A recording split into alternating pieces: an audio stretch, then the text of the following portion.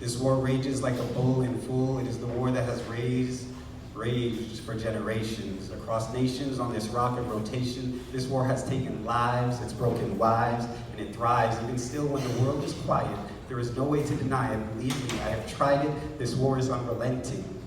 And it is tempting to say this war will never end, but as egos are to mend, all things do end. And even when it seems this war is forever, the endeavor to end this war is such an ordeal that we would rather deal with the soul-crushing feel of the war outside.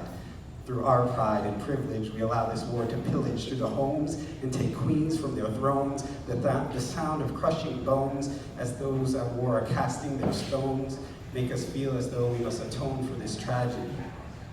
You see, what's sad to see is that most would rather be comforted by a lie of security than the truth of reality. The reality is that we are like gravity.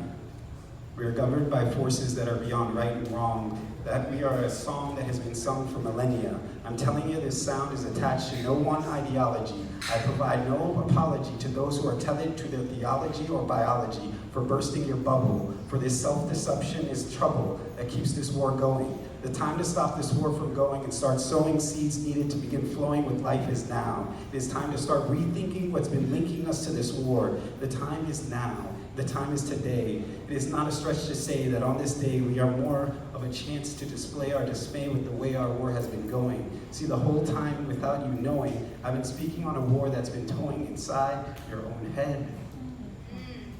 You see, the real war is not really outside, but instead it's in the head from the day you rose to the day you're dead. This war is a war of deception, when lacking in reflection as we walk aimlessly in search of protection in the known.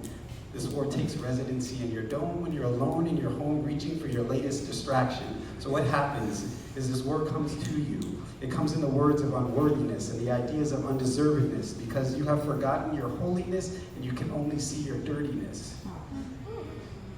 It comes in the form of regret as you're beset by the thoughts of what you should have, would have, could have done. It comes as a hot sun and yet it's never done. This war is unforgiving. It is as if your shadow is with you, living in the bed beside your head, whispering sweet poison. I keep toying with this idea that this war is essentially fear, and it is what it is, and it's been keeping us near this comfort zone for eons. This war is based and meant to erase any trace of survival, as we grip our relative Bibles, seeking truth from the wars of others, while my brothers, while my sisters, while my sons, while my daughters, while my neighbors, while my fathers. I'm here to remind you, this war is over. This war is over. I promise you I'm sober when I say this. I can already see your eyes glazing over. But just hold it just a little bit longer so that I may explain. This war is over because you want it.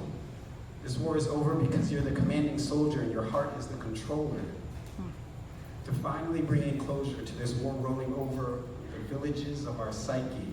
Just imagine what it might be if every day you woke up feeling slightly, more like you were lightly, akin to that which is rightfully called the infinite. Sit in it.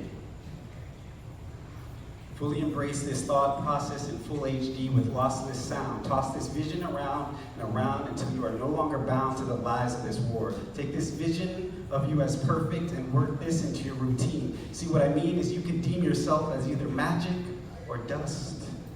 You can choose to either fear or trust. You can either burst through the ceiling that's been keeping you feeling like you are less than greatness and replace this with the latest of mind-body technology. It is in our biology to evolve beyond conformity.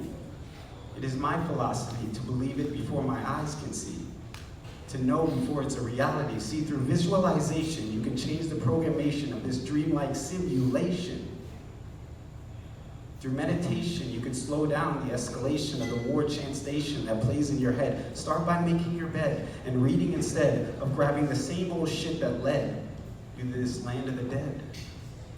We are bound for the living. We are born to be giving. And as you are sitting, hearing these words, remember we were also born to be forgiving. So forgive this war and the ones you have fought, because your greatest lessons were taught that you can overcome anything no matter what weapon is brought. You are a warrior, and that's something you caught and not something you must do. For again, all is in you to make this war end or let it rage on. The choice is on you, for I will be gone. Thank you.